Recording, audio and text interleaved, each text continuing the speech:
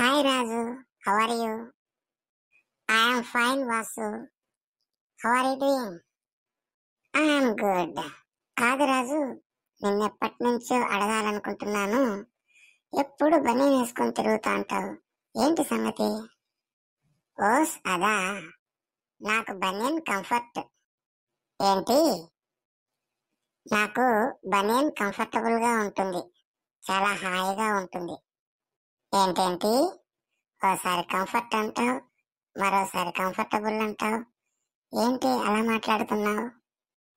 Yes, I can say it comfortably. ఏంటయ్యా మళ్ళీ మాట మార్చావు? కంఫర్టబ్లీ అంటున్నావు. Yes, I really mean it. The banian is not a discomfort for me at all. వామ్మో, మళ్ళీ discomfort అంటున్నావు. Vasu, I have been talking to you very comfortably.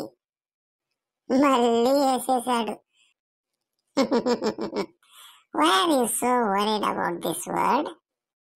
I am not worried about the word. Actually, I am very much astonished by your amazing word power. Oh, if that is the case, I feel very much honored. Do you feel uncomfortable if I use the word in different parts of speech? Not at all. In fact, I truly feel blessed to have such an intelligent person as my friend. Oh, your words have touched my heart. నీవు మాటల మాంత్రికుడివి. క్షణాల్లో ఎదుటి వ్యక్తిని ఇట్టే బుట్టలో పడేస్తావు. ఎందుకయ్యా బనీన్ వేసుకొని తిరుగుతావు అని అన్నందుకు నాతోనూ కంఫర్ట్ అనే పదంతోనూ కబడ్డీ ఆడేశావు కదా.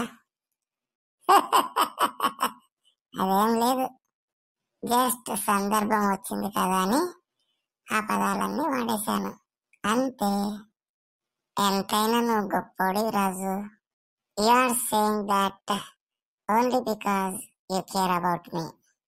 మన పంచాయతీ తెగదు గాని ఈ పూటకి ఇది చాలు, ఆకలి దంచేస్తుంది.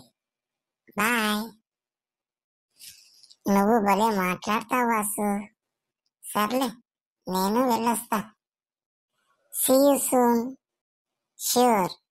Take care until then.